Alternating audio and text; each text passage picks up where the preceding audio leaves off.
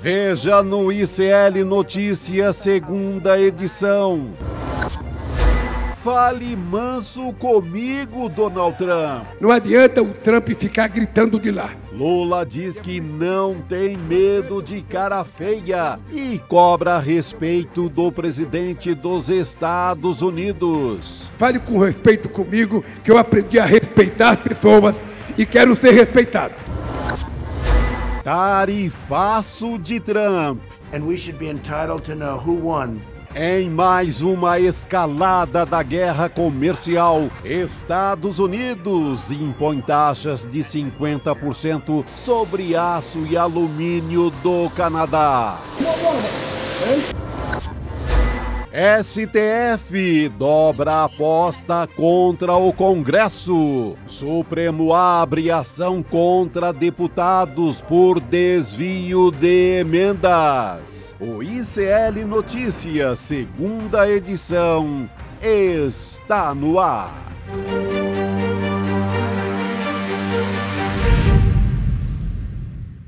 Seja muito bem-vindo, seja muito bem-vindo. ICL Notícias, segunda edição, já está no ar. Estamos ao vivo nos canais do Instituto Conhecimento Liberta, Eduardo Moreira e da Voz Trabalhadora também no YouTube. Boa noite. Aliás, boa tarde ainda, né? Dou boa tarde para alguns, boa noite para outros, dependendo de onde a pessoa está nos assistindo.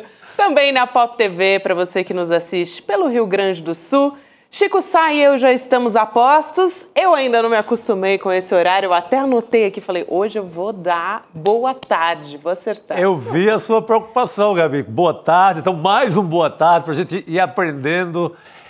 Que bom estar aqui mais uma vez. Depois de mais um ICL urgente. Agora já a todo vapor. Esse ICL dá uma aquecida na gente aqui, né? A gente entra para comentar, mas acaba ficando meio no pique do Rodrigo ali, hein? A gente ainda está no pique. Aproveitando esse pique, vamos dar boa tarde para a Heloísa Vilela, que já está a postos lá em Brasília também. Isso é que é boa notícia, Elo, já na largada. Isso é boa notícia. Para não dizer que a gente não começou o programa com boas notícias por aqui, hein, Elo? Boa tarde para você. Você falou de pique, lembrou de mim, foi? O que tem a ver uma coisa com a outra? Tudo, que eu ando Elo, muito acelerada, tudo. né, Gabi? Você está sempre no pique. Boa tarde, Chico. Boa tarde, Gabi. Sempre correndo, que nem a doida. Boa tarde, querido.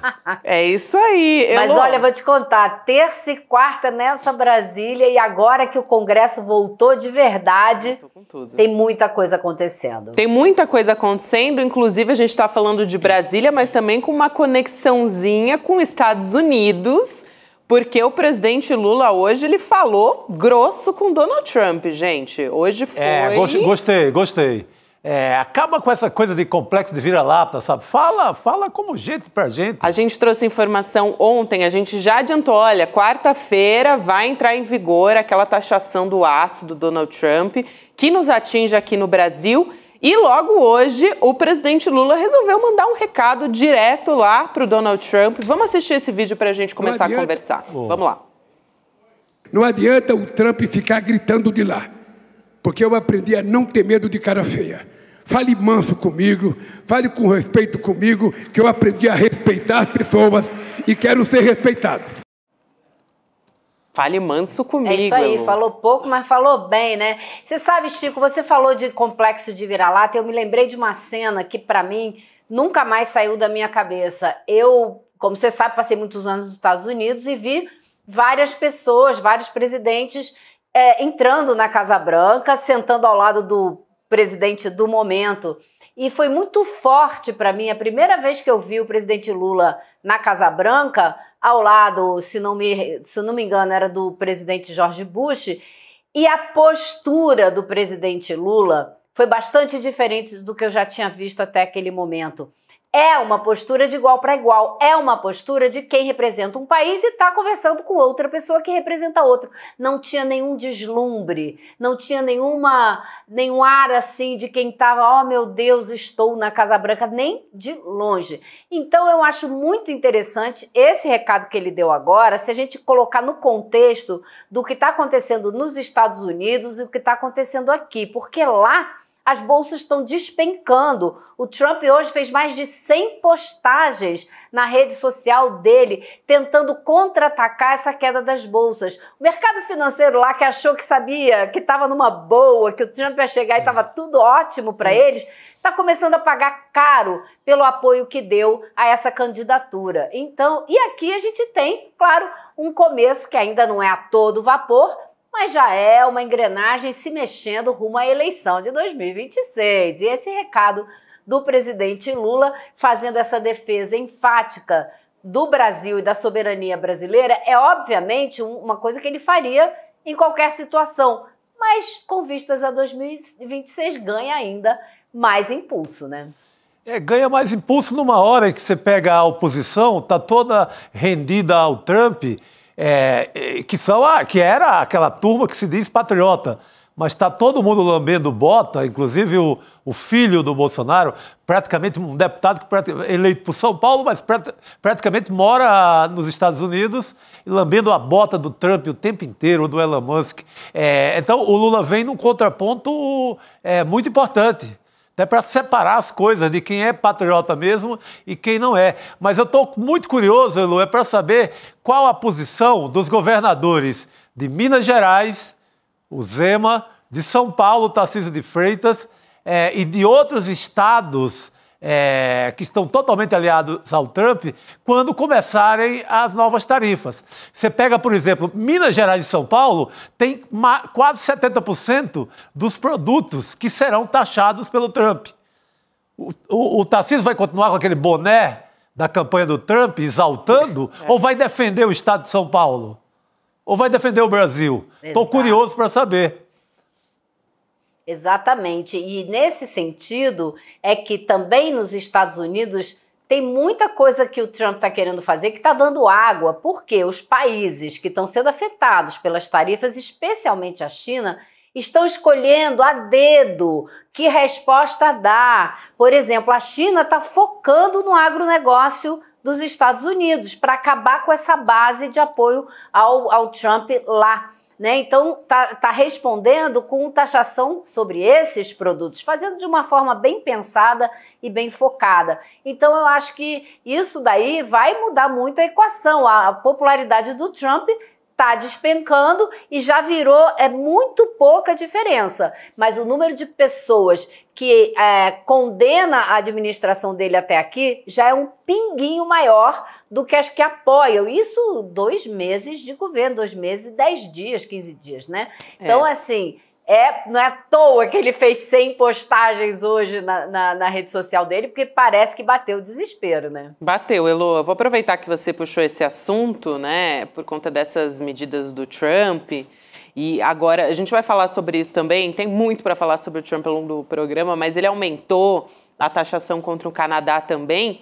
E sobre essa história da desaprovação, é a primeira vez na história, a gente vai trazer aqui dados de um estatístico estadunidense, o Nate Silver, que calcula a média de diversas pesquisas de popularidade em relação ao Donald Trump. Então, essas medidas agora do Trump levaram à desaprovação do presidente superar a aprovação pela primeira vez desde que ele assumiu, desde que ele sentou na cadeira. Então, o gráfico que ele publicou nas redes é o seguinte, o Nate Silver, eu estou falando aqui, né, do estatístico. Então, esse é o gráfico que a gente tem, a desaprovação, olha só, vai subindo, a gente vê que é a primeira vez que supera um pouquinho, né, 48,1% de desaprovação, em comparação com a aprovação, 47,9%. Então, já dá uma diferença, ainda que pequena, é a primeira vez que isso acontece, já chama a atenção. Parece que o cenário está começando. E é muito pouco tempo, né, Gabi? É muito pouco tempo.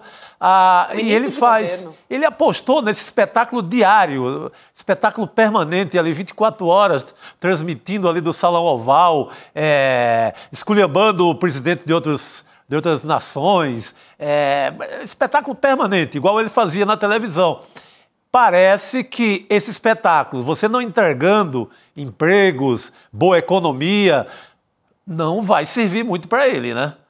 o marketing vazio. Não, e bolsa de valores despencando, Sim. Chico, assim, por mais que para muita gente a bolsa de valores não tenha uma participação direta na sua vida, especialmente aqui no Brasil, mas nos Estados Unidos, mais da metade da população tem algum dinheiro investido em bolsa, porque por causa daquelas 401k, que é aquela uma segurança... como é que a gente diz? É um fundo para sua aposentadoria, né? Que as pessoas vão colocando ali e isso vai para a Bolsa de Valores. Então, toda vez que despenca, fica todo mundo desesperado, pensando para onde vai a minha aposentadoria, né? Dinheiro privado, mas para aposentadoria. Então, afeta diretamente o sentimento das pessoas com relação às perspectivas futuras e com relação ao que o governo está fazendo. Então, assim, não é à toa, quanto mais a bolsa cair, mais a desaprovação dele vai subir. Acho que andam juntas, sabe? Não tem muito como separar. Exatamente. Você tem dois governos na mesma linha desse espetáculo e de neoliberalismo mais do que selvagem, que são os Estados Unidos e a Argentina. Os dois derretendo no momento. Derretendo em bolsa, derretendo negócios, não entregando nada do que prometeram à população. Então, o modelo exaltado da extrema-direita tem duas vitrines se dando muito mal nesse momento. E acho que vale sempre a pena lembrar, eu venho falando muito disso aqui, que essa taxação, não só a desaprovação, mas também pode ter um outro efeito reverso na economia dos Estados Unidos, né? Custos dos fabricantes ali estadunidenses que importam aço e alumínio também vão ficar bastante irritados, né? Se eles começarem a ter revés ali, estão tendo. Os produtores de soja já estão bastante incomodados. Já gritaram. Então, daqui para frente, a gente pode começar a ter uma pressão maior, Elô. Maior, com certeza. Não, Gabi, para você ter uma ideia, 2 meses e 11 dias de governo, já existe um termo sendo usado nos Estados Unidos. Recessão nos Estados Unidos se diz recession. Já estão chamando de Trump session, a recessão do Trump.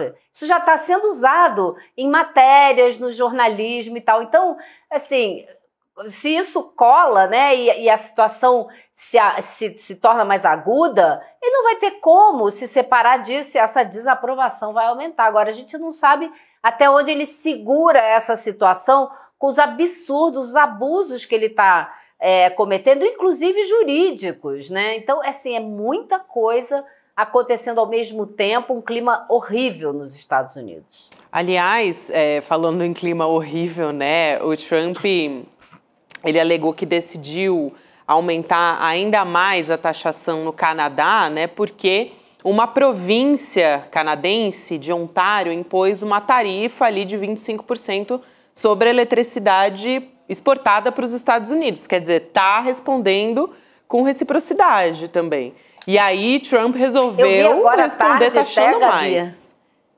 Eu vi agora à tarde que a província de Ontário até anunciou que vai tirar essa tarifa para poder dialogar. Então foi assim, fazendo um pouco do que o Trump faz, né? Anunciando uma tarifa super alta para dizer, não, então quer conversar? Então tá, então vou tirar a tarifa, vamos conversar. E assim vai. Haja tempo para conversar com o mundo inteiro, como eles estão sendo obrigados a fazer por causa da confusão que eles estão criando no mundo, né? Agora imagina, ali, né? Imagina se você é um empresário dos Estados Unidos, que mexe de alguma forma com esses produtos que estão aí na mira do Trump. Como é que você vai montar o teu comércio ali, teu plano de voo no dia seguinte, na semana? Como é que você vai pensar no futuro minimamente? Então, está causando uma bagunça. Imagina o pessoal que recebe essa energia que vem de Ontário, né, que é na fronteira ali norte dos Estados Unidos, e que depende dessa energia para movimentar a sua fábrica. Ele não sabe no dia seguinte se a energia vai custar 25% mais caro. Sim. E claro que isso vai afetar a composição do preço do produto dele. Então, assim, bagunçou tudo. O que o Trump está fazendo é bagunçar a economia inteira. Isso pode ter uma consequência seríssima para os Estados Unidos e para o mundo. Elô, você trouxe essa atualização sobre Ontário, tem atualização do Trump agora também. Olha só que vai e vem, gente. Questão de minutos, tudo pode mudar. Então, o Trump disse que, abre, entre aspas aqui, tá? Provavelmente, porque ele também não dá o braço a torcer assim tão fácil, então ele disse que provavelmente vai reduzir as tarifas sobre o Canadá. Então, o Canadá respondeu do mesmo jeito que Donald Trump costuma responder, E aí o Trump já está dizendo, tudo bem, pode ser que a gente recue também. Mas, Elu, você, Elu, que teve quase 30 anos nos Estados Unidos, é possível governar assim? Seja você de direita, de esquerda, seja de que viés for. Como é que se governa dessa forma, né? Com essa agenda do caos diária?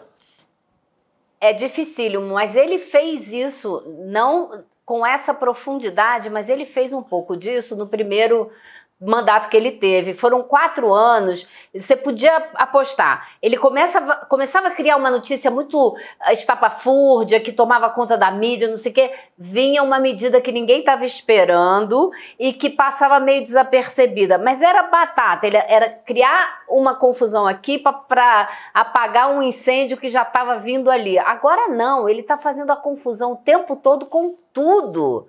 Né? Assim, os cortes que ele está promovendo na saúde, né? Dinheiro para educação, tudo que ele está fazendo ao mesmo tempo, isso eu nunca vi. A gente não consegue nem projetar o buraco em que isso vai jogar a economia dos Estados Unidos. Um país que já estava enfrentando uma série de dificuldades, isso não vai facilitar nada, só vai piorar, como já está acontecendo. Então, assim, o fim desse governo pode deixar os Estados Unidos numa situação assim, 20 anos, dinheiro para pesquisa de doenças, de câncer, de Alzheimer, pesquisa científica, isso tudo está parando, está parando. Então, enquanto isso, tem China e outros países investindo e crescendo e descobrindo novas coisas, então vai deixar os Estados Unidos.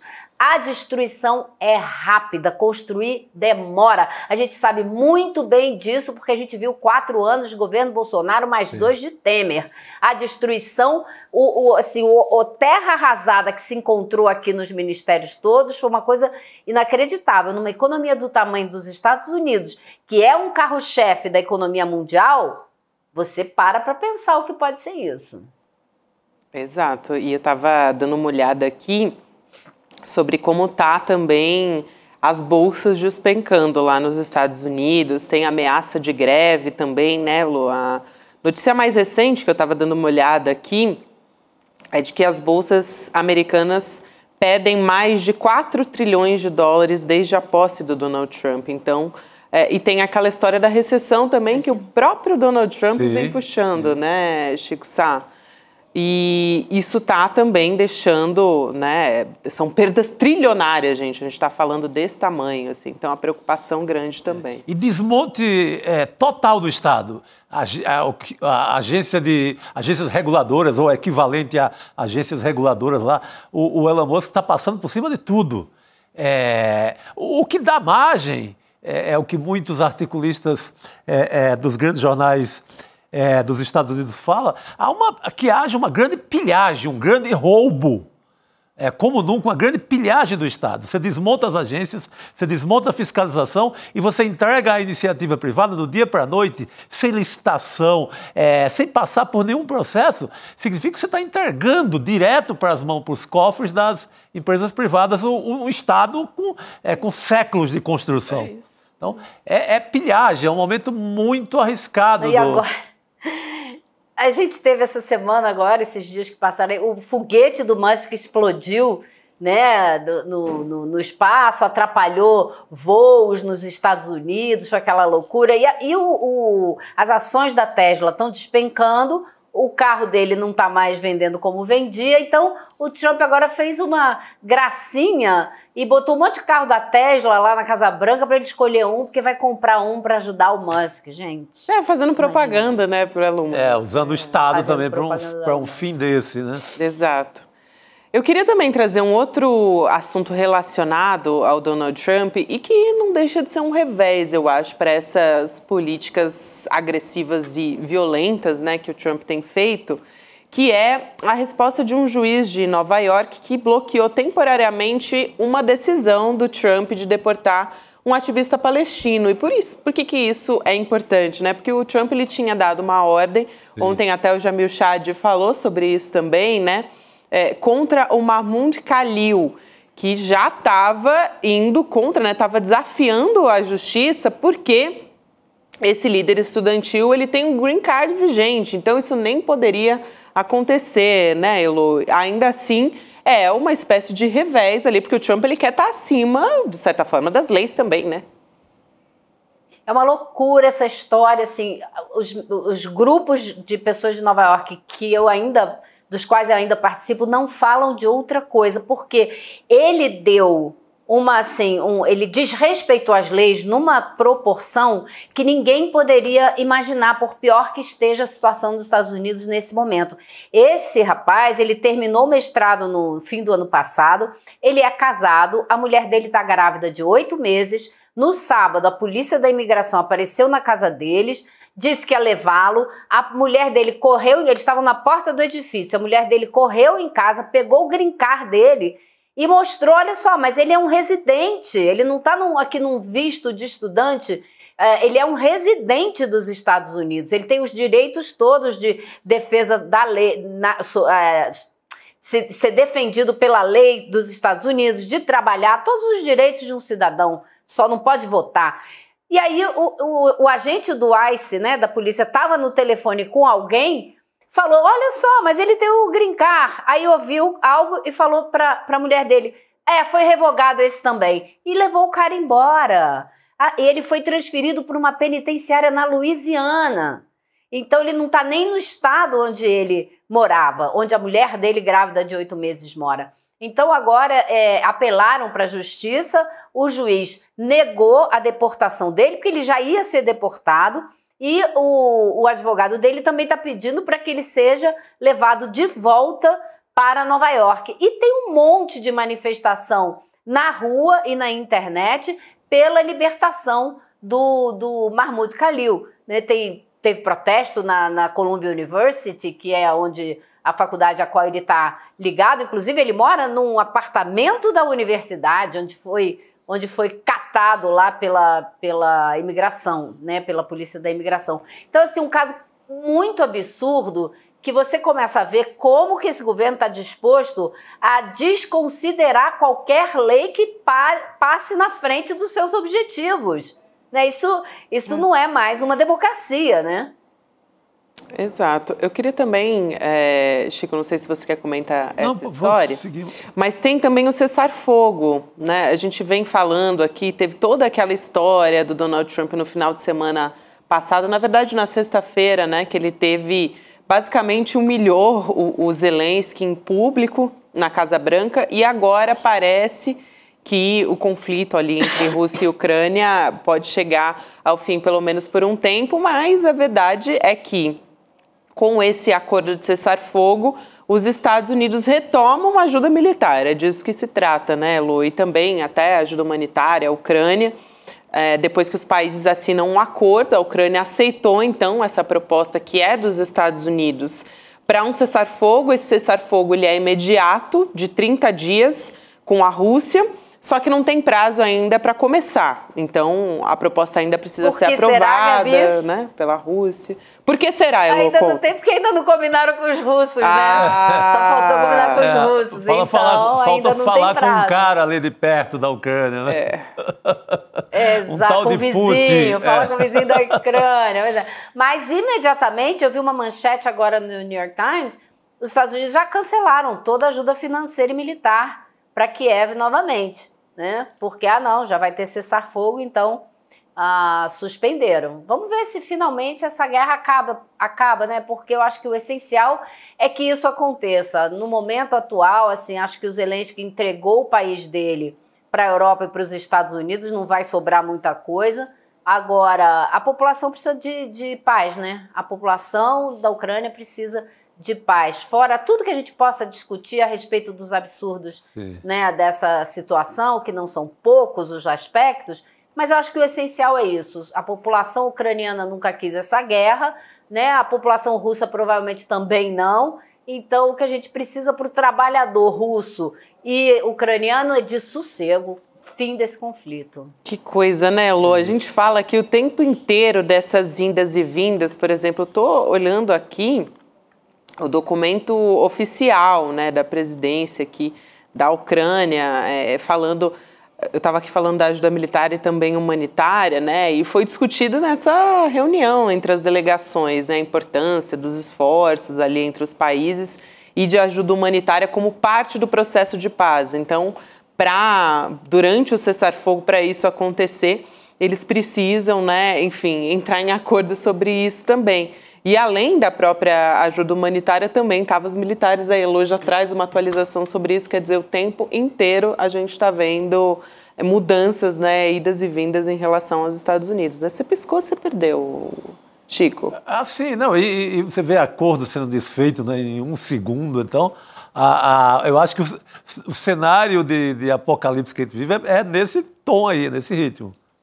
Olha só, a gente tem agora aqui, a gente está falando sobre Estados Unidos, tem um outro assunto que é bem importante, ligado às nossas relações internacionais, mais especificamente sobre alguém, né, uma indicação, Eduardo Bolsonaro para a presidência da Comissão de Relações Exteriores da Câmara. A gente está discutindo muito isso no dia de hoje. E ele é justamente um dos filhos do Jair Bolsonaro, quem tem gastado muito dinheiro público para ir para fora do Brasil, né, uma maratona para os Estados Unidos e para outros países também, para pedir até para o governo Trump para que se intrometam, essa é a palavra, em assuntos aqui do Brasil, principalmente relacionados ao Supremo Tribunal Federal. Então a gente vai conversar com o deputado Lindbergh Farias, que é líder do PT na Câmara. Deputado, seja muito bem-vindo. Boa noite. Boa noite. Eu estou aqui no meio, viu? Prazer estar falando com vocês, viu, Chico? A Luiz, hoje estive com a Luiz aqui. Estamos no meio do fogo aqui. A gente está numa luta para impedir. Fala, Chico. Não, estou vendo que você está posicionado na guerra aí, está no front.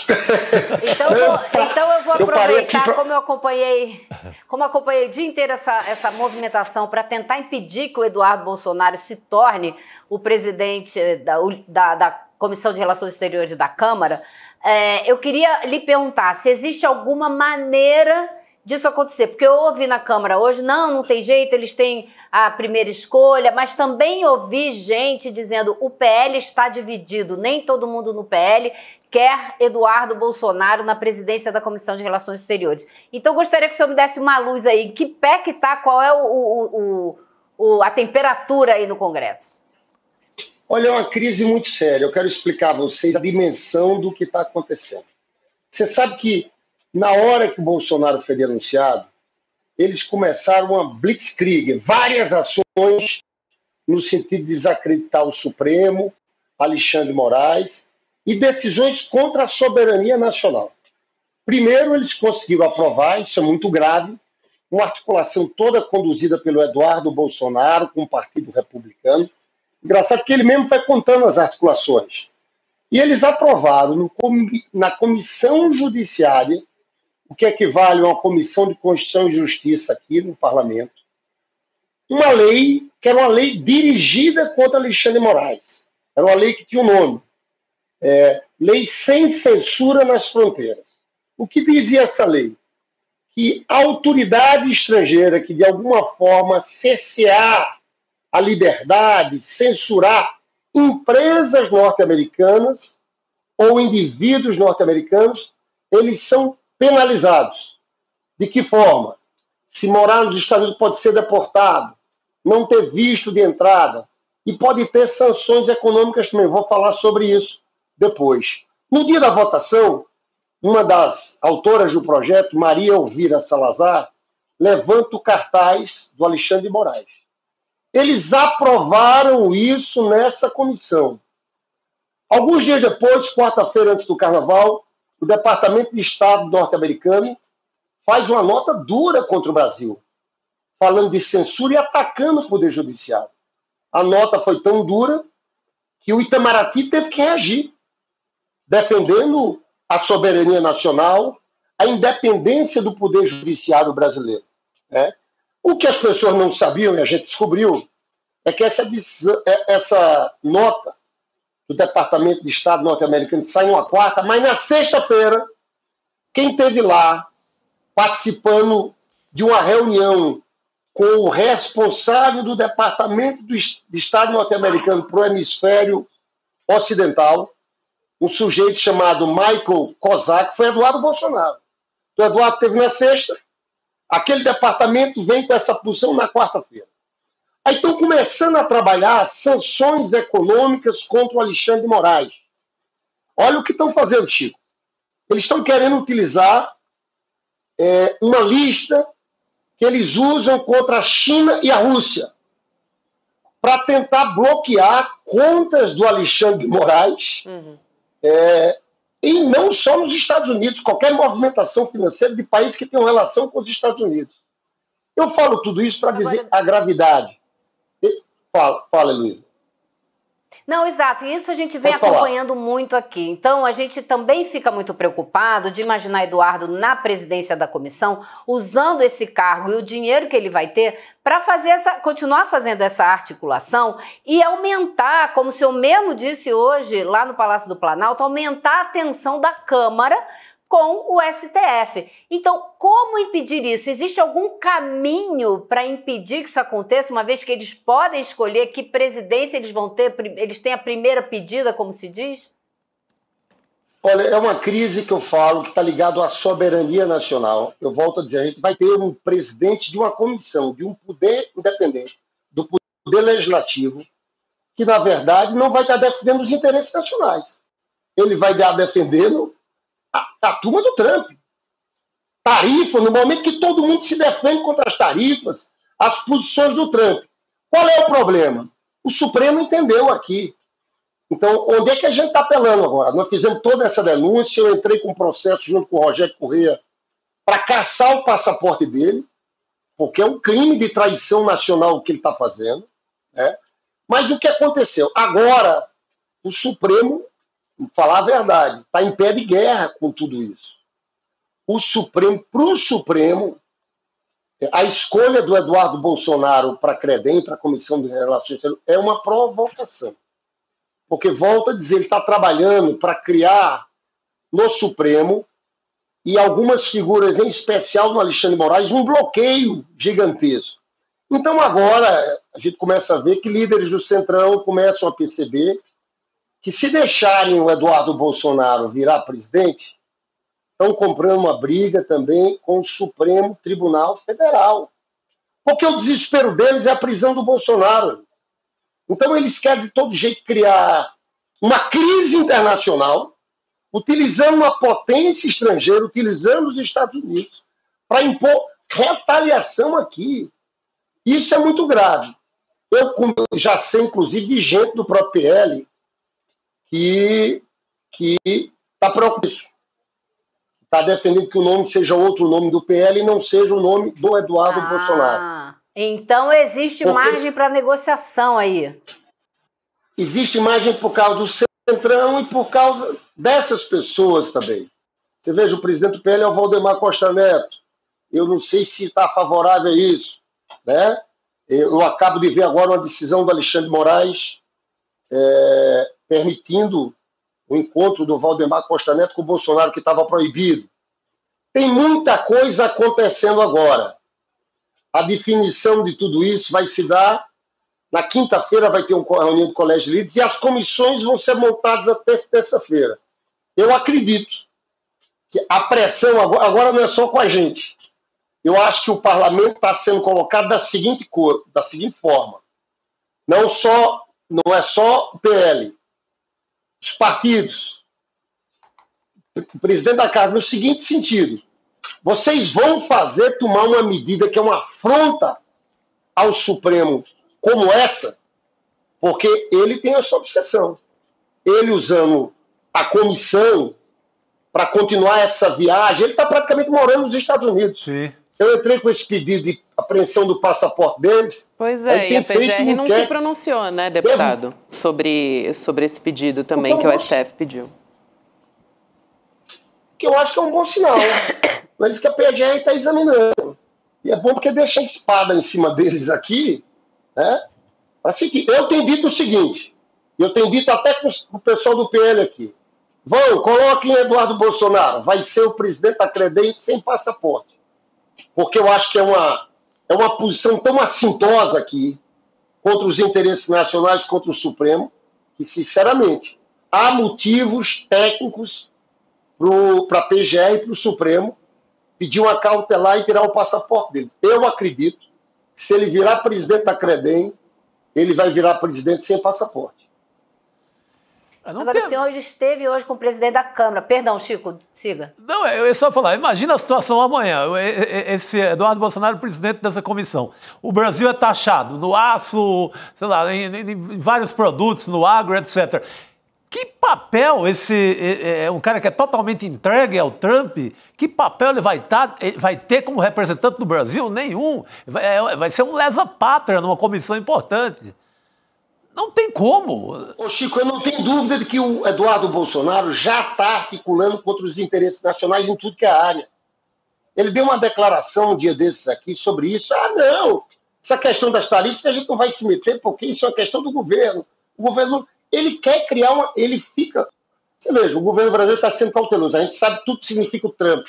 O Lula hoje deu uma declaração boa contra ele, questionando o Trump, que não é assim.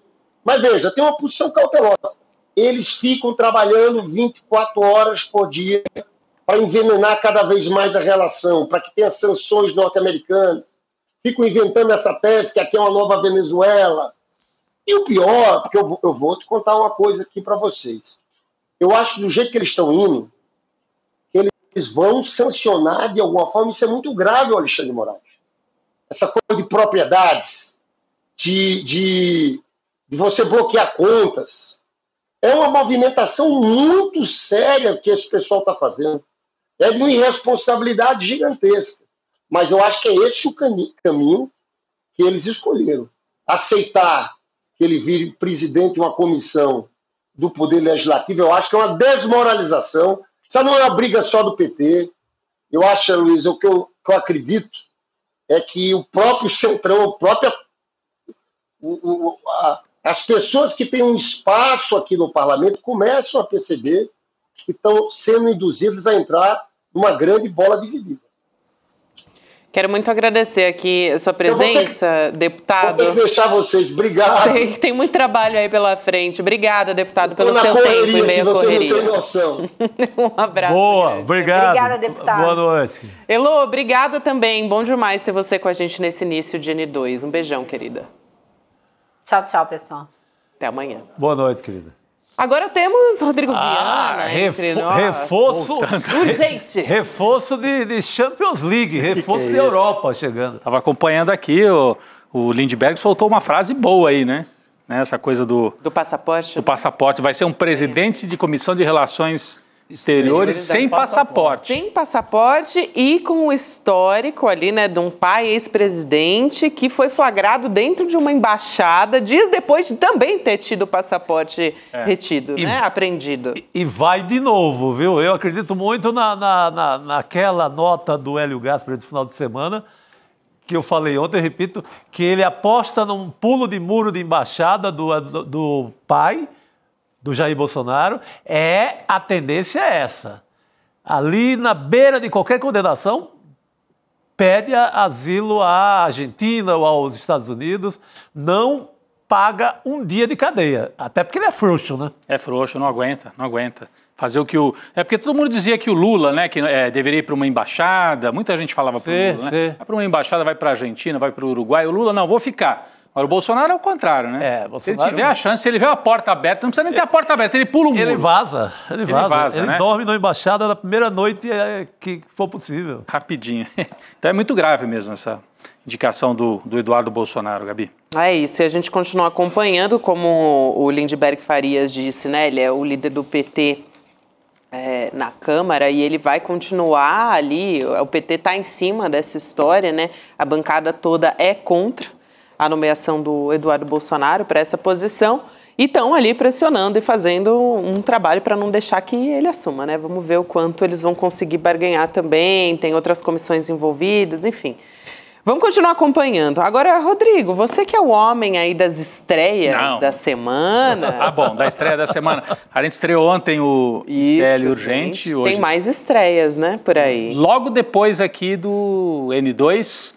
estreia do Precisamos Conversar. Olha, eu gostei demais, hein, gente? Porque a gente está falando de mulheres. Assim, mulheres, a gente está vendo aí na tela a nossa thumb, né? A nossa imagem, vamos dizer assim, do Precisamos Conversar, que é o nosso novo programa da casa, que está estreando hoje, dia 11, depois do ICL Notícias segunda edição. Então você fica aqui com a gente, na sequência você já acompanha no comando da Juliana Baroni, tem a Nina Silva, a Márcia Tiburi, a Sara Zara, também a Sucena, quer dizer, tem ali um conflito bom, né, no bom sentido da palavra, um conflito de ideias e debates entre todas elas. Eu tô assim super ansiosa para acompanhar o primeiro programa do Precisamos Conversar. E a pauta do primeiro programa é muito quente. Você não pode dar spoiler, né? Mas eu estou proibido. Estou tentado, mas estou proibido. Poxa vida, também. Daqui a pouquinho, gente. Daqui a 50 minutos. Dá para esperar, É isso, mas a gente vai discutir, só para dar aqui uma ideia para as pessoas acompanharem. São temas da atualidade, né? Discutido por essas mulheres que são de áreas diferentes, especialidades, vivências diferentes. Então, super importante, né? Mas a política que tem o seu ali o filtro de comportamento, filosofia, o que aquelas decisões implicam dentro de casa, nas famílias, no dia a dia, na vida das mulheres principalmente.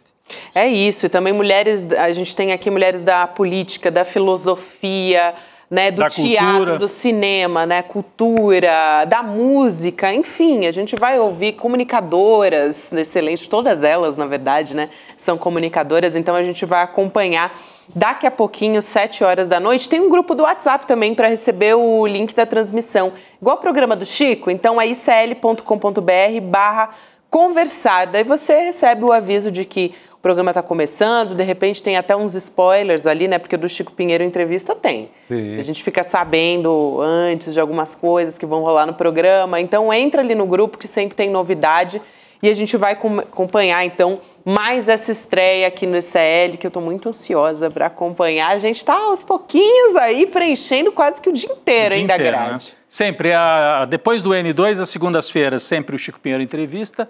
Às terças-feiras, sempre o Precisamos Conversar. Quarta-feira, Provocação Histórica. Então, a gente tem aí Só papo cabeça. Só, né? Papo bom, né? Assim, papo com variedade, bom, bastante variedade. Fica o convite. Daqui a pouquinho, no ar, Precisamos Conversar. Novo programa aqui do ICL. É isso aí, gente. Daqui a pouquinho, hein, no comando da Juliana Baroni, a gente acompanha. Já vou ficar aqui na espreita depois do ICL Notícias segunda edição para a gente acompanhar. Falando em mulheres inteligentíssimas, vamos chamar a Carolina Brígido aqui para conversar com a gente? Gancho falar perfeito. Sobre o Supremo Tribunal Federal. Enfim, tem muito assunto para a gente conversar com a Carol aqui. Boa noite, querida. Bem-vinda. Boa noite.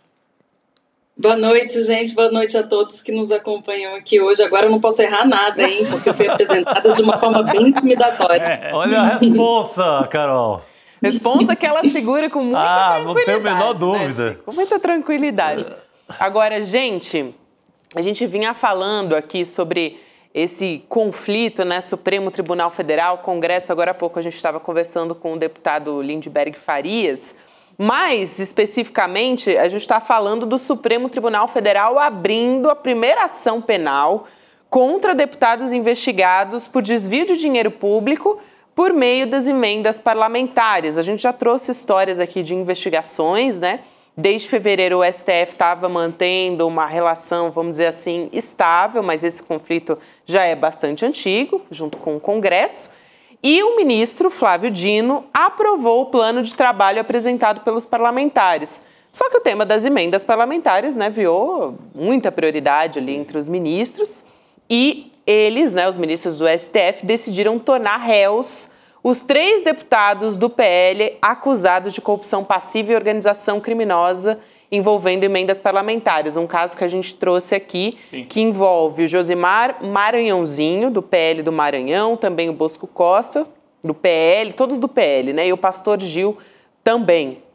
Então, agora a gente tem essa notícia aí por unanimidade entre os ministros do Supremo Tribunal Federal. Carol, acho que é uma decisão bastante importante a respeito das emendas, né? Porque a gente estava vendo ali uma verdadeira farra nos últimos anos. E vem no mesmo momento. Se a gente puder trazer outro assunto, talvez, para a Carol também comentar, no mesmo momento, né, Gabi e Chico, em que a Câmara se prepara para colocar o Eduardo Bolsonaro como presidente da Comissão de Relações Exteriores, que pode se transformar numa afronta ao próprio Supremo, especialmente o Alexandre de Moraes, né? Então, esse desenho, esse xadrez aí, como é que fica, né? De um lado, deputados denunciados, né, investigados, e de outro lado, o Eduardo Bolsonaro à frente da comissão, né?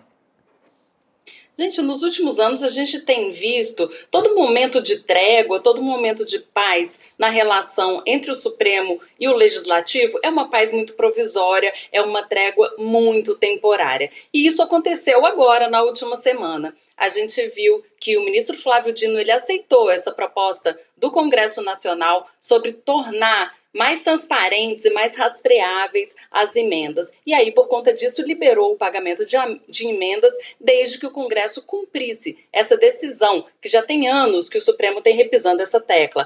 As emendas precisam ser rastreáveis, precisam ser transparentes, o processo precisa ser absolutamente republicano, porque não dá simplesmente para distribuir dinheiro pelo Brasil afora, sem saber para onde ele vai, da onde ele vem e qual o motivo desses gastos públicos. Certo, aí todo mundo achou que tinha ali uma bandeira branca hasteada entre os dois poderes e quando chega hoje vem esse novo foco de atrito. O que acontece? Agora o STF, apesar de ter liberado o pagamento das emendas, vai começar a correr atrás dos malfeitos, dos casos de emendas liberadas que na verdade configuraram corrupção. Não tem outro nome para essa prática. Nesse caso específico, o que aconteceu? Os parlamentares, eles por meio de lobistas, eles pediam uma propina para, em troca, as prefeituras receberem emendas. Então, isso não é um caso isolado. No STF tem cerca de 80 investigações de desvio em uso de emenda parlamentar. Então, certamente, isso vai ser um novo foco de atrito entre Legislativo e Supremo Tribunal Federal. Não tem data para acabar essa treta, gente. Gente, olha a quantidade de casos, né, que o STF pode vir a julgar. Então, realmente não tem data para acabar. Não, essa questão das emendas viraram uma verdadeira indústria. Você tem vários escritórios montados, teve aquele caso no Sul, né, de agentes que pagos pelas prefeituras para viabilizar emendas. Tinha até contrato. Não é mais uma questão parlamentar, um deputado libera, não. São escritórios montados, educadamente a gente pode chamar escritórios de lobby, mas isso não é lobby, né? Isso é, sei lá, atravessador, corrupção, como a Carol nomeou corretamente, mas montou-se uma indústria das emendas. Muito sério, o Flávio Dino bateu firme e agora tem que continuar. Agora é interessante porque esse caso que foi aberta a ação penal dá para a gente uma pista da próxima briga do Supremo com o Congresso Nacional. Ministros do Supremo, de forma reservada, têm dito que o próximo passo é diminuir o volume pago por emendas. Então não adianta só normalizar e rastreabilizar as emendas. É preciso diminuir a quantidade de dinheiro que é escoada por meio do duto de emendas. Por quê? Se tem milhões de reais sendo pagos em emenda, isso dá mais brecha, dá mais margem para que essas propinas sejam pagas dessa forma, porque tem dinheiro sobrando, né? Então, nesse caso, era mais de R$1 milhão em propina que estava sendo negociado com as prefeituras. Nesse caso específico, o próprio prefeito denunciou a abordagem à Polícia Federal. Mas e todos os outros casos que os prefeitos, de fato, recebem essas propinas, né? Então, tem dois pontos. Um é evitar o pagamento de propina com tanto dinheiro rodando dessa forma, e o outro é dar... o problema é o seguinte, os parlamentares tiveram um poder muito maior com esse pagamento de emendas na hora de negociar com as prefeituras. E aí está pulverizando todas as políticas públicas. Você não tem uma centralização de política pública. Agora vai ser tanto dispensado para a saúde nos municípios, tanto dispensado para a educação. Fica a critério da discricionariedade dos parlamentares que vão liberar essas emendas, decidir quais são os municípios que vão receber tratamento privilegiado. Então, esse tipo de política pública decidido por meio de emenda está sendo muito combatido pelo STF, na minha opinião, com razão, porque não é uma política pública geral do país. É uma política pública que atende a interesses locais dos parlamentares e das prefeituras em busca de dinheiro público. A Carol estava falando, me lembrou aquela operação da Polícia Federal, né, contra o orçamento secreto. Acho que 2022, a cidade mais banguela do Brasil, que mais fazia, né, ali serviços que pelas emendas teriam arrancado os dentes da humanidade toda daquela cidade, né? 540 mil dentes, deixa eu ver aqui, eu peguei aqui rapidinho, 39 mil habitantes e o município tinha extraído 540 mil dentes em 2021. Só em 2021, tá?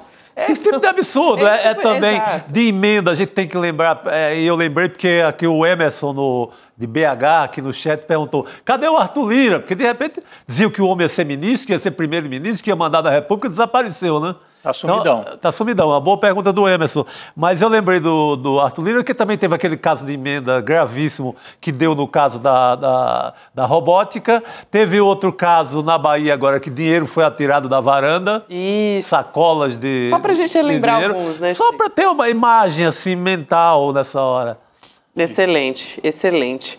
Quero também aproveitar a presença da Carol aqui, claro, porque é o nosso chat, a gente, quando traz a Carol Brígido aqui, o nosso chat já começa a perguntar, e o julgamento, hein? E o julgamento? E o julgamento do Bolsonaro e dos outros denunciados? Quando o homem vira réu? A pergunta é essa. É isso, tá pendente, né? Só que o que a gente tem de informação da Carol Brígido é que por baixo do tapete o Bolsonaro tá tentando ainda, né? Continua tentando fazer de tudo para impedir, claro, a prisão dele. A gente está vendo isso também, tentar tirar a credibilidade da denúncia da PGR.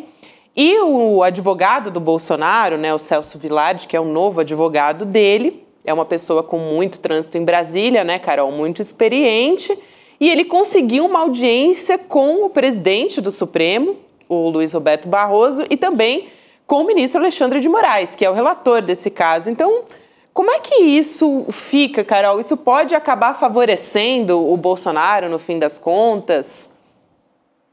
Primeiro de tudo, é um perigo, né? A pessoa olhar para minha cara e já lembrar de golpe. Mas tudo bem, vamos lá. Vamos tentar explicar. Supremo Tribunal Federal, Carol. Supremo Tribunal Federal.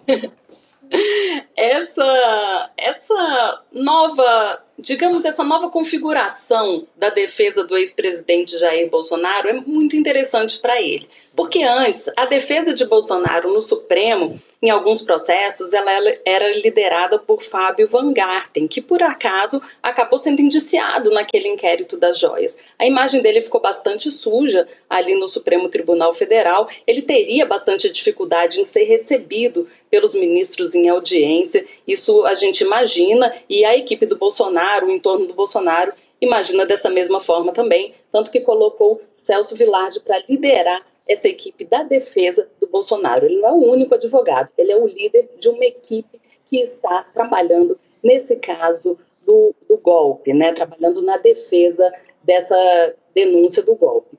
Então, ele tem bastante trânsito ali no Supremo, ele é bastante estimado pelos ministros do tribunal. Ele conseguiu já uma audiência com o presidente da corte, o ministro Luiz Roberto Barroso, e também com o relator desse inquérito, que é o ministro Alexandre de Moraes. Ele é muito bem recebido ali. Na peça que ele apresentou em defesa ao STF, ele foi bastante respeitoso, disse que o Supremo não costuma tergiversar, que costuma cumprir a legalidade, mas aí, depois desse mais, ele começou a fazer as reclamações dele, mas de uma forma muito ponderada, de uma forma muito respeitosa, uma defesa muito bem amarrada. Se vai dar certo ou não, a gente não sabe. Agora, o que é importante é o seguinte, ainda que exista essa tendência de recebimento da denúncia e também depois uma tendência de condenação, no caso dessa denúncia ser recebida, é importante o papel da defesa em um momento de mitigar danos para Bolsonaro. Por exemplo, a defesa pode operar no sentido de tentar diminuir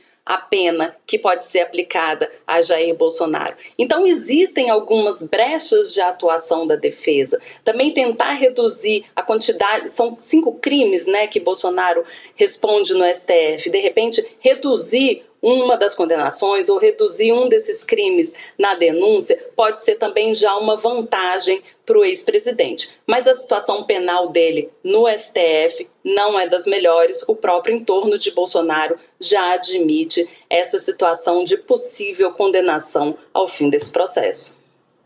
Não é à toa que está tentando de tudo, né? Não, eu acho que tem esses encontros de advogados, tem advogados que trabalham junto ao Supremo assim, décadas, são bem recebidos, porque tem uma relação cordial com os ministros. O julgamento é outra parada.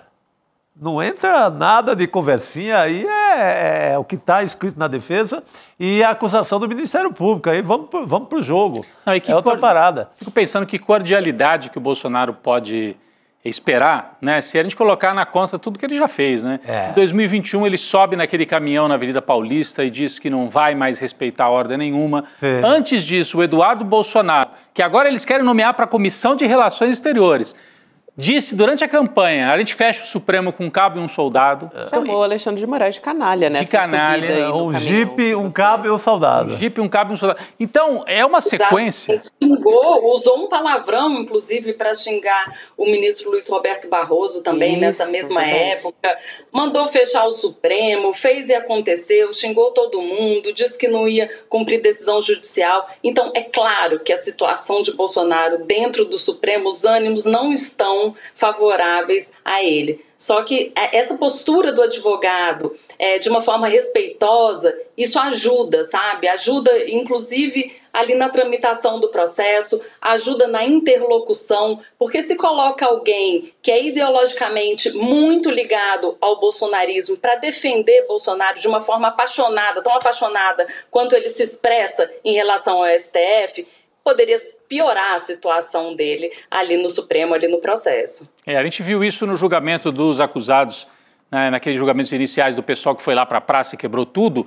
A Carol deve ter acompanhado isso de perto. Alguns advogados eram da turma do pneu, das 72 horas do pneu. Turma Eles da porrada. na mesma loucura ali, faziam parte daquele caldo ideológico. É diferente. O que você está dizendo é colocar um advogado que está defendendo o Bolsonaro profissionalmente, vai ganhar um dinheirão para isso, né? Mas não vai se arriscar nessas táticas, às vezes suicidas, né, do bolsonarismo, né? Tem aí um jogo, mas assim, do ponto de vista político, o que eles aprontaram, assim, os ministros não esquecem o que foi feito, jogar cadeira no meio da rua, botar fogo e depois minimizar o que aconteceu, dizer que não foi nada demais, que coitados daqueles que fizeram aquilo ali, entendeu? Tá tudo muito desenhado, né? Falar no modo como o Bolsonaro trata, né, as pessoas, a política no geral, hoje 5 anos da pandemia, em que a OMS declarou oficialmente uma pandemia. E é o momento que a gente começou a ouvir aquelas frases, eu não sou coveiro, vocês que se virem, é uma gripezinha. É uma gripezinha. O que você quer que eu faça? Eu não sou coveiro, né? É esse personagem que está sendo julgado agora no Supremo, vai ser julgado. Eu queria... Vamos ver se o histórico de atleta dele vai funcionar ali no julgamento. No Supremo, pode ser. Ver. Ele pode usar o histórico de atleta para pular algum muro de embaixada. Aí vai precisar. Não, que tem vários argumentos ali da defesa do Bolsonaro, né? E a defesa também pediu a anulação da delação do Mauro Cid. Eu queria saber com a Carol, aproveitar a presença dela aqui, para saber se tem alguma chance disso acontecer, né? Porque a alegação ali é que é uma delação premiada viciada, que houve ali contradições, né? Enfim, mentiras, e estão usando isso também como argumento para tentar pedir a defesa do Braga Neto, não foi que pediu? Do Bolsonaro. Do Bolsonaro também. Zero chance de anular. O que acontece? O próprio ministro Alexandre de Moraes conduziu vários dos depoimentos. Não tem como o Supremo Tribunal Federal cancelar agora, anular uma delação premiada que foi conduzida pelo próprio tribunal. Então, assim, essa hipótese é absolutamente fora do jogo, fora das 4 linhas, não tem condição disso acontecer agora, mas a defesa vai insistir nisso por uma estratégia deles, para depois poder demonstrar que não teve direito ao amplo a ampla defesa, né, que a legislação brasileira e a Constituição garantem aos acusados. Mas, de um modo prático, pode ser que seja um discurso ainda político, mas de um modo prático, para efeito jurídico, não tem nenhum. Então, estamos falando aqui com uma especialista, com alguém que tem experiência nisso, uma preocupação a menos em relação ao julgamento. Bom, vamos nessa então. Carol, obrigada demais por hoje, um prazer sempre receber você aqui. Valeu, obrigado, Carol.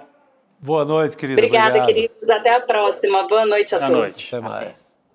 A gente aqui estava falando agora há pouco de Estados Unidos, né? Vamos voltar o nosso olhar de Brasil para os Estados Unidos de novo, gente? Mas para um personagem mais interessante do que o Trump, pelo menos o meu gosto. Alívio, né, Rodrigo? Essa é a contramão total do Trump, né? Para a gente dar uma aliviada nesses assuntos relacionados a Trump e à extrema-direita também, porque, olha, já lá atrás já tinha gente, né? Na luta ali pelo ativismo dos direitos humanos e também das pessoas negras. O Muhammad Ali, a gente está falando aqui mais uma vez, ele que usou muito a imagem dele, ele tinha ali uma proeminência, né, na televisão, enfim, estava no rádio, em todos os lugares à época, e trazendo a imagem dele para poder falar, né, de ativismo, para poder defender, para se colocar também, para não fazer parte do que ele não concordava ali à época e para enfrentar os Estados Unidos, né, o governo dos Estados Unidos. Então a gente vai ter a oportunidade de conhecer mais sobre a história dele com a filha.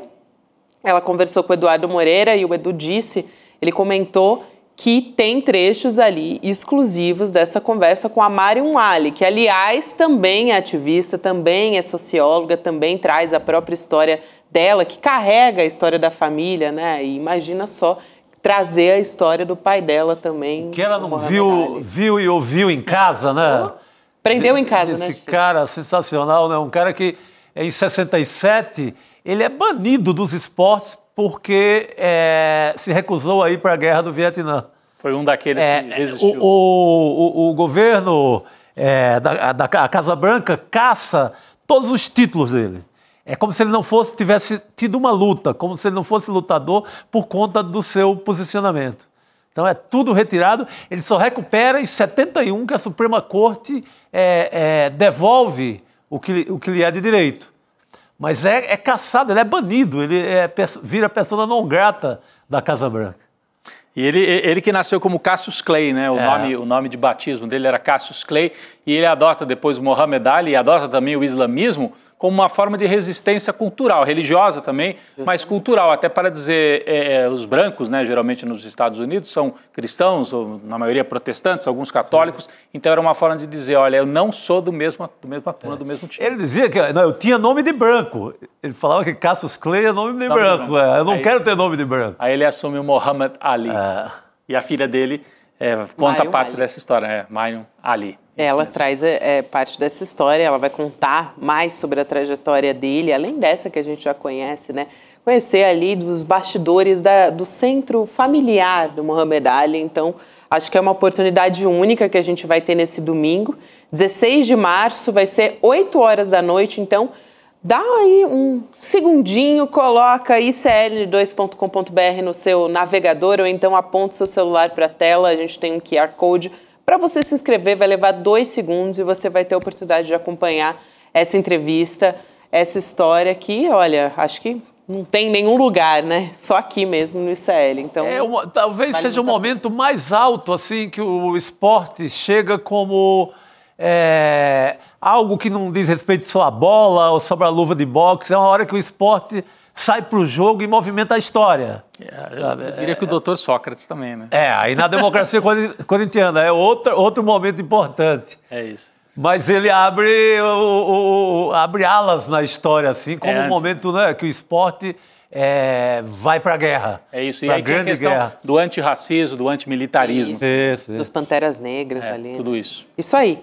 Então garante a sua vaga em icln2.com.br. Vai ser agora no próximo domingo, 16 de março, 8 horas da noite. E, gente, falando em Estados Unidos, posso trazer uma atualização aqui a respeito de Donald Trump? Olha, ele assim... voltou? Foi, voltou. Assim, Rodrigo, você pisca, já tem uma novidade a respeito dessa história. E qual é a nova atualização aí, das tarifas? O Donald Trump desistiu de dobrar a tarifa sobre o Canadá. Lembra que eu tinha contado aqui? Foi para lá, veio para cá. Ele subiu para 50%. Aliás, no ICL Urgente a gente deu, foi a abertura do programa, foi isso. Exatamente. Aqui também a gente falou na abertura do ICL Notícias segunda edição que estava ali ensaiando talvez um recuo. De fato, agora ele recuou dessa retaliação, ameaça do presidente dos Estados Unidos, então, portanto, também diz respeito à província de Ontário, né, que estava fazendo uma cobrança em energia exportada, voltou atrás, disse, olha, Trump, vamos então negociar, usou a mesma cartada do Donald Trump, né, foi para cima e depois falou, vamos conversar. E aí o Trump agora voltou atrás também, então, nessa tarifa de 50% ao Canadá. Então, mais um capítulo, mais um recuo do Donald Trump. Mas é uma aposta, eu vi até o Chico comentando com a Heloísa Vilela, né? Como é que se pode governar assim, né? Porque é uma aposta permanente na instabilidade. O Lula ganhou a eleição em 2022 falando isso. Vamos voltar à normalidade, previsibilidade, etc. A gente está vendo o que está acontecendo com os mercados lá nos Estados Unidos. 2 dias de queda no mercado, né? Caindo as ações, principalmente na Nasdaq, que são as ações de tecnologia, mas no geral caindo as ações porque o mercado fica sem parâmetro. E o que as pessoas precisam na hora de decidir investimentos é previsibilidade e parâmetro. E o Trump está jogando contra isso tudo e ele mesmo aposta em recessão, né? Ele mesmo faz essa aposta nas tarifas que vai gerar inflação. Então, parece que está construindo uma espécie de caos que vai se voltar contra ele. Vocês mostraram aqui a pesquisa. Já começa a haver pesquisa em que ele tem mais desaprovação do que aprovação com 1 mês no governo. Então é demais, né, Gabi? É demais, Rodrigo. E a gente piscou. E eu já tenho uma outra atualização. O que é isso? Também. Fez que ir, acabou no fundo. Ih, acabei em fundo, né, Chico? Qual é a nova? A nova é Estados Unidos confirmando tarifa de 25% sobre o aço e o alumínio do Brasil a partir de quarta. Então, portanto, amanhã não só o Brasil, né, mas outros países também. Tem um comunicado da Casa Branca que acabou de sair dizendo que essa medida vai entrar em vigor para todos os parceiros comerciais, não tem exceção, não tem isenção. Acabou de sair aqui um comunicado, Chico. O Lula, quando fala grosso e forte hoje lá em Minas Gerais, um pouco depois ele visita a Gerdau, na cidade de Ouro Branco, Minas Gerais, que era ao contrário dos entreguistas, dos Eduardo Bolsonaro da vida, já uma forma para dizer, ó, todo lado de quem vende aço para os Estados Unidos, todo lado dos produtores, dos empresários do Brasil, para sinalizar que nessa guerra vai ficar junto dos empresários. Ao contrário do Tarcísio de Freitas, governador de São Paulo, e do Zema, governador de Minas Gerais. E não abriu a boca para falar nada. Juntos são os estados que serão mais atingidos por essas tarifas do Trump. É São Paulo e Minas Gerais. 2 governadores que estão com bonés do Trump. Será que vão ficar assim? Não, o Brasil vai responder, né? O Itamaraty, mas talvez não vai responder do ponto de vista de medidas. Mas não seria interessante e legítimo que esses governadores defendessem seus estados? Claro. Suas produções? Claro. Então, essa visita do Lula hoje em Minas tem também esse componente aí. Além de inaugurações, de cortar fitas e etc., meio posicional. Tô ao lado de produtores que exportam para lá. É isso. Lembrando que o Brasil é o segundo fornecedor de aço e ferro aos Estados Unidos. Então, a gente vai acompanhar como que vai ficar essa história a partir de amanhã que tudo isso entra em vigor. A partir da meia-noite já, aliás, entra em vigor essa medida. Então Gabi, você trouxe para quem se perdeu aqui, porque foram 2 atualizações em sequência. Quer dizer, em relação ao Canadá, o Trump estava prometendo dobrar, era 25 e mais 25 agora chegaria a 50. Vai dobrar mais nada. Aí voltou para os 25 em relação ao Canadá e para o Brasil também. Então confirmou que 25% para aço, alumínio, seja Brasil, Canadá e outros exportadores, vão pagar essa tarifa, vai subir o preço nos Estados Unidos e os outros países vão retaliar. Vai ter algum tipo de retaliação. É isso. E aqui deve ser reciprocidade. Sim. No Brasil, né? A gente já tem essa expectativa. Agora, Chico Sá, você falou sobre a declaração do presidente Lula lá em Minas Gerais, né? Ele encontrou com o governador de Minas, o Romeu Zema, e eles também trocaram umas farpas no evento de hoje. Então, eles estavam participando ali da inauguração de um centro de desenvolvimento de tecnologia híbrida e eles quiseram ali ressaltar os próprios feitos. E aí, daqui a pouquinho o Guilherme Amado chega para conversar com a gente. Eu quero aproveitar e trazer aqui, justamente para a gente começar a nossa conversa com o Guilherme Amado, o Romeu Zema, primeiro, dizendo que ele atraiu investimentos para o Estado quando ele reduziu a equipe do governo. Então vamos assistir e a gente já volta a falar. Vamos ver. Apesar de sermos o segundo estado mais populoso do Brasil, nós somos o que tem o menor número de secretarias, 14. Mas para time ganhar campeonato, não precisa colocar 20, 30 jogadores em campo, não. Precisa de 11 craques. E é o que nós temos feito aqui. E eu agradeço a minha equipe de secretariado, que assumiu um estado desacreditado, que qualquer um teria recusado. Quer dizer, o que ele está dizendo aí, defendendo, é um estado mais enxuto. Vamos chamar mas ele sabe que ele está de pires na mão toda semana lá com o Haddad, porque as finanças de Minas Gerais não estão nada boas. Exatamente. Vamos chamar Guilherme Amado aqui para a nossa mesa redonda. Amado, boa noite. Boa noite, Gabi. Boa noite, Chico. Boa noite, Rodrigo. Boa noite, comunidade. Eu quero aproveitar que o Guilherme Amado está chegando e já trazer a resposta do presidente Lula, né? Quando o Lula foi falar, foi na sequência, né? Primeiro quem falou foi o Romeu Zema. Quando o Lula foi falar, ele respondeu o Zema e disse que foi a equipe dele que fez o Brasil voltar a crescer mais de 3% ao ano. Então vamos assistir a resposta do presidente Lula. Vamos lá. Eu tenho sorte. Muita sorte de montar uma equipe extraordinária como essa aqui. Porque o importante não é discutir se você tem 1 ou 10. O importante é discutir a qualidade das pessoas que você tem.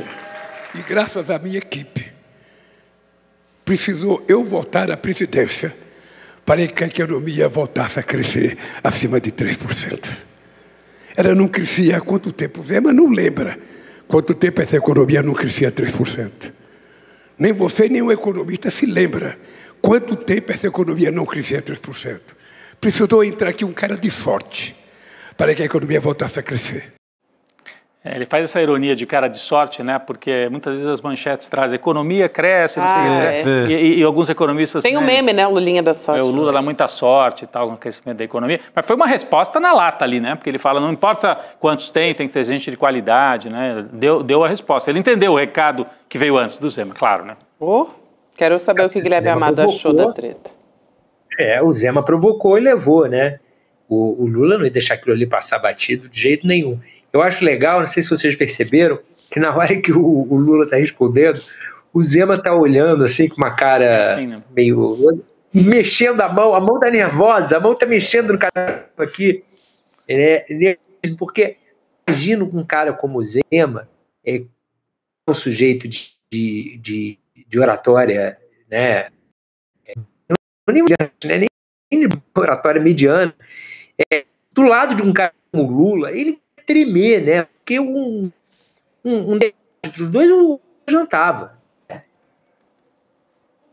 A gente teve aqui uma interrupção na internet do Guilherme Amado, a gente vai ajeitar aqui as nossas conexões para voltar ele estava dizendo que a linguagem corporal do Romeu Zema. Porque o Zema tenta fazer um olhar neutro, como se não fosse com ele.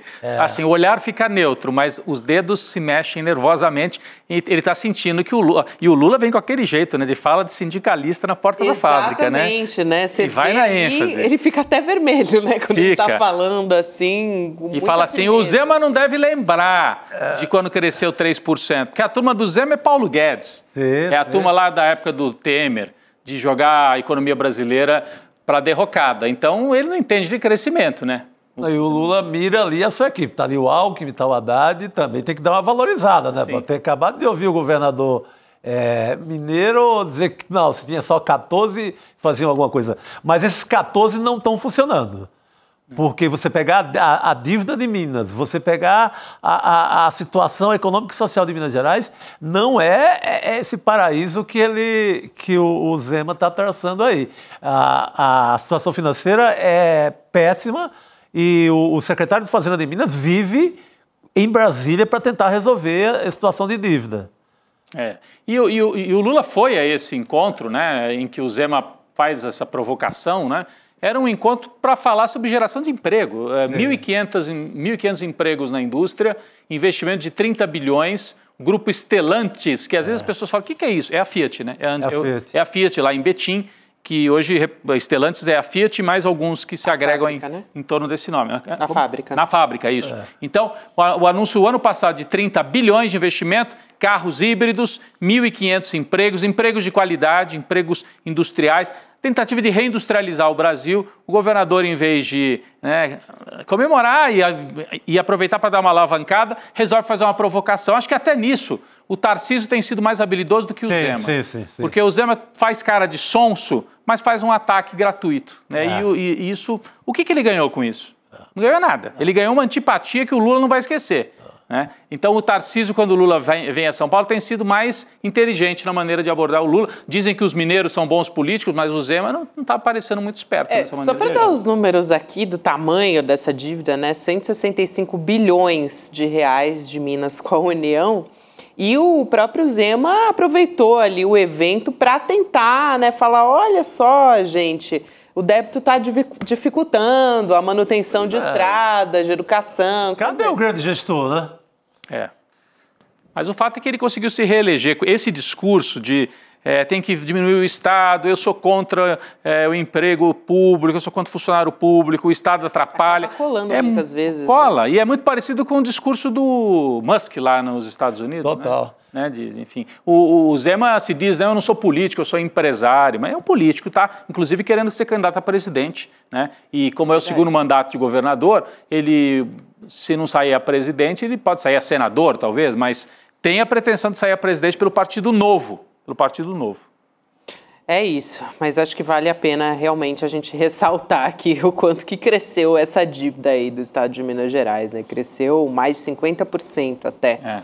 Então, queria trazer também, agora há pouco a gente teve um outro evento do Lula relembrando o Zema sobre a era Bolsonaro. Então a gente tem aqui mais uma fala cutucando de novo o ex-presidente Bolsonaro e criticando o investimento fraco do Bolsonaro em Minas. Vamos assistir esse vídeo então, vamos conferir. O Zema é governador há 6 anos. Ele governou 4 anos com o Bolsonaro. O Zema, no próximo discurso que eu tiver, eu quero que ele traga para mim quanto é que o Bolsonaro colocou no estado de Minas Gerais, para que a gente saiba. E eu trato ele bem porque eu gosto dele e sou republicano. Eu não trato o Zema bem porque ele é do meu partido. Eu não quero saber de que partido é o governador. Eu quero saber se ele é governador. Ele foi votado, ele foi eleito, ele tem que ser respeitado. É assim que eu trato as pessoas.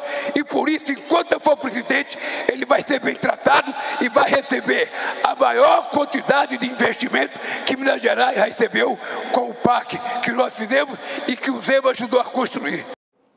Voltamos com o Guilherme Amado, querido. Puxaram seu cabo aí. Antes que o Lula destruísse o Zema, voltamos. Eu fiquei prestando atenção quando eu vi mais cedo essa fala do Lula, porque eu pensei assim, gente, ele vai destroçar o Zema, ele vai levar o negócio para um caminho, mas ele dá uma mudada, né? Ele começa falando... Ele fala de uma forma ali que constrange o Zema, né? Falando do Bolsonaro. E, aliás, tem uma coisa, o Lula disse eu gosto do Zema, mas eu tenho certeza depois desse vídeo que ele não gosta do Zema. Porque tem uma diferença da forma que ele trata o Zema nesse evento e da forma que ele tratou trata o Tarcísio frequentemente, e trata o Cláudio Castro e trata outros governadores que foram aliados, são aliados do Bolsonaro. Ele nunca fez isso que ele fez hoje com o Zema com os outros. E eu acho que aí tem uma resposta a uma situação que o Zema criou. Porque de todos esses que eu citei, o Zema é o único que tem batido no governo. Né? Você não vê o Tarcísio batendo no governo, você não vê o Cláudio Castro batendo no governo, você não vê o Ratinho Júnior batendo no governo, mas o Zema, volta e meia, ele puxa umas brigas... até eu acho que com um objetivo de tentar se sobressair nacionalmente. né, de aquela coisa do pequeno que briga com o grande, né, e aí aparece na briga. Não sei se eu acho que é um pouco essa estratégia não, né, do Zema. Amado? Que a estratégia é, né? Não sei se está tendo muito efeito, né? Que a estratégia é. Agora, se está funcionando, eu acho que não está muito, não, né? Eu acho que pro Zema, ele aparece um pouco nessa circunstância para o eleitor bolsonarista mais radical, porque o cara deve olhar o Tarcísio não briga com o Lula, né? Você não vê o Tarcísio criticando, o Tarcísio não faz uma oposição ao Lula. Não vou nem falar do Cláudio Castro, enfim, que é outro estilo. Agora, eu acho que o Zema deve dar uma empolgada nessa turma de ser o cara que está ali. Agora é isso que o Chico falou, né? De um lado briga, no outro passa o Pires. Porque não tem condição. Governador no Brasil, de uma maneira geral, não dá para ser de oposição, nem em São Paulo. Assim, o Tarcísio não é oposição ao Lula porque ele concorda com o Lula, não. É porque é a forma que a nossa federação que você não consegue ter o governador realmente fazendo um embate ali firme. Não tem como. Porque sempre vai ter o medo de ter uma retaliação, que justiça seja feita, o Lula não faz. Não fez isso em momento nenhum com nenhum desses que eu citei. A gente já tinha comentado aqui a diferença, realmente, você falou a diferença da maneira como o Lula trata o Bolsonaro e o Zema. Aliás, o Bolsonaro não, o Tarcísio, ato falho meu, né? Mas eu dizia o contrário, a diferença é como o Tarcísio trata o Lula, né? O Tarcísio, você não vê no evento que teve aqui em São Paulo para o túnel, né? Aquele túnel de Santos para o Guarujá, o Tarcísio fazer nenhuma provocação desse tipo. O Zema fez questão de fazer a provocação. Né? Tem até umas risadinhas, uma coisa assim que deixa até o Tarcísio meio assim numa saia justa com os eleitores do Bolsonaro. E o Zema foi oportunista, ele pegou um tema que a imprensa, no geral, adora, que é a questão de enxugamento, como se a Minas cumpre todas as obrigações fiscais, tem uma máquina enxuta, que isso dá manchete. A gente sabe que isso é música, é Mozart para os mancheteiros dos jornais no Brasil, porque gostam muito desse assunto. Ele vai no oportunismo e leva, né? Levou de volta, é isso. Agora, tem uma outra história, além dessa que a gente está trazendo aqui, né? Enfim, dessa treta, vamos dizer assim, e do Lula falando mais alto com o Zema, que é a discussão sobre quem vai assumir a presidência do PT, né? Continua agora que a Gleisi está assumindo um cargo no governo Lula. Então, ontem a gente comentou no ICL Notícias segunda edição a respeito de uma discussão que aconteceu na casa dela, porque tem um desentendimento entre alas do partido ali, né? Tem gente apoiando dentro do partido o nome do Edinho Silva para assumir a presidência do PT, tem uma outra parte que não. O fato é que o presidente Lula, Amado, continua apoiando o nome do Edinho. Como é que está essa história? As eleições internas vão acontecer logo, logo, né? No início de julho, ainda dá tempo aí para ter bastante embate, bastante discussão. Mas como é que está essa história? Enquanto não houver outro candidato posto, é o Edinho o cara, apesar dessa resistência. A questão é que a gente está em março. Essa eleição é em maio, né? Então, você vai ter daqui até lá muito tempo, se continuar o clima desse jeito, para essa ala resistente ao nome do Edinho construir um outro candidato. O que pode evitar isso? O Lula, publicamente, dizer que ele considera o Edinho Silva o melhor nome para presidir o PT. Mas o Lula não fez isso até agora. E aí é uma coisa, é um estilo clássico do Lula, que já foi muito, muito explicado por quem convive com ele, por quem trabalha com ele diretamente, que é a coisa de querer ver o conflito acontecer, não por gosto pelo conflito, mas para ele ter uma síntese daquilo. Então ele faz isso entre ministros, né? Por que ele deixa... até agora, ultimamente, isso diminuiu. Mas deixou muito tempo, por exemplo, o Fernando Haddad e a Gleisi discordando publicamente, quando a Gleisi era presidente do PT, sobre alguma questão de política econômica. Ele faz uma tese, ele vê uma tese e uma antítese ali para ele tirar uma síntese. Historicamente, o Lula sempre fez isso. E agora, algumas pessoas do PT me disseram que novamente percebem que veem isso acontecendo.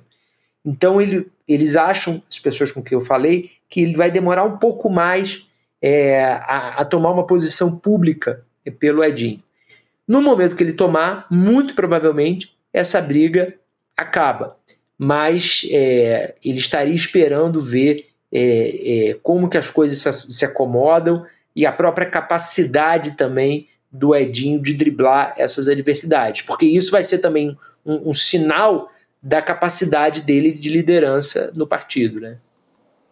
Muito bem. Então, a gente ainda tem um tempinho aí, né? O Amado estava falando, estava vendo aqui, Amado, que seria, só para confirmar aqui, né? A eleição seria... Julho, né? 6 de julho, seria isso mesmo? É mais tempo ainda. Eu fiquei na dúvida, eu falei se era maio ou se era junho. Julho eu não lembrava de ser, não. É julho, então? Dia 6 de julho, pelo que também o Ricardo Gouveia, a nossa editora aqui, está confirmando para a gente também pedir a ajuda dele para a gente poder confirmar. Obrigado, então tem um tempo ainda, né? Para poder fazer essas tratativas. Posso trazer uma atualização? Claro. A Gabi agora há pouco trouxe 2 sobre o Trump. E a gente está falando de Tarcísio. Sabe onde é que o Bolsonaro esteve hoje? São Paulo. Então, não foi na Papuda, e nem em nenhuma embaixada. Foi em São Paulo. E olha o que ele falou, posso trazer? É a atualização de agorinha. Tarcísio para reeleição e eu para presidente, disse Bolsonaro em São Paulo. Ele participou de um evento empresarial. Ele veio dar uma enquadrada no Tarcísio. Veio dar uma enquadrada. Ele disse assim, abre aspas. Tira o cavalinho da chuva, né? Abre aspas, Bolsonaro. Nós 2 seremos candidatos ano que vem. Tarcísio para reeleição e eu para presidente. Se eu não aparecer como candidato, é uma negação à democracia. Aí ele faz todo o discurso. Ele viu aquela capa de Veja vendendo Tarcísio, né? Que é a capa clássica da Veja, que é o caçador de marajás que se atualiza a cada ano. Que dá um azar danado. Todo mundo que eles lançaram miserável, o Aécio, dá um azar para todo mundo. Mas ele acho que ele sentiu ali, porque por mais que... E a matéria nem é tão publicitária. A capa né? Aquele estilo estético da publicidade da Veja vendendo um candidato. A matéria é honesta, tá ali, contando das chances do Tarcísio e tal, bem honesta. Mas ele sentiu, né? E vou dar uma... E ele estava ao lado do Tarcísio, ao falar isso, agora há pouquinho, agora à tarde em São Paulo. Mais um capítulo, então, para essa história. Guilherme Amado, querido, muito obrigada por hoje. Um prazer ter você. Deixamos até o Amado sem falar. Ele é o plano A, o plano B e o plano C. Lembra que ele fala isso o tempo inteiro? E vai ficar repetindo. Não tem jeito. É isso. Aí. Valeu, querido. Até mais. Obrigado, querido. E agora a gente vai ter Precisamos Conversar? Opa! Precisamos conversar, hein, meu bem? Precisamos conversar, hein? Ô, Chico, e nós homens precisamos ouvir, né? E aí as mulheres vão falar e a gente vai ouvir, não é isso? Boa, a gente vai ouvir a partir de agora, às 7 horas da noite, no comando da Juliana Baroni. Também vai ter Nina Silva, Márcia Tiburi, Sara Zara e a Sucena tendo conversas assim... que a gente precisa ouvir, né, gente? A partir de agora, então... Tô doido pra ver o programa, vai ser legal. Bom demais, mais uma estreia aqui no Série Notícias que você acompanha a partir de agora. Amanhã a gente está de volta com a nossa programação. E à tarde, lembrando, a gente está começando mais cedo agora. Às 5 horas tem o Urgente e a gente vem na sequência às 5h30. Vamos nessa? Valeu, isso aí, Boa noite para todo mundo. Até amanhã. Até. Em 1942, nascia nos Estados Unidos um menino que foi batizado com o nome de Cassius Marcellus Clay Jr. Ele viria a se tornar, anos mais tarde, um dos maiores mitos, uma verdadeira lenda do boxe mundial. Cassius Clay, depois com o nome de Muhammad Ali, que se converteu ao islamismo, foi tricampeão mundial de boxe. Mas ele foi banido do boxe, foi preso e perdeu dinheiro. Perdeu prestígio para muita gente, simplesmente porque se recusou a fazer parte das tropas norte-americanas que foram lutar no Vietnã. Ele dizia que havia coisas mais importantes a resolver no seu próprio país e que não iria atacar nações pobres do outro lado do mundo. Ele acreditava no seu sonho, ele tinha um desejo. Muhammad Ali, uma figura gigantesca, vai ter sua história contada aqui no ICL, por nada mais, nada menos do que a filha, Marion Ali, que agora está conosco para contar essa história. Você não pode perder, domingo 16 de março, a partir das 8 da noite, uma apresentação gratuita pelo YouTube, nos canais do ICL Notícias e Eduardo Moreira.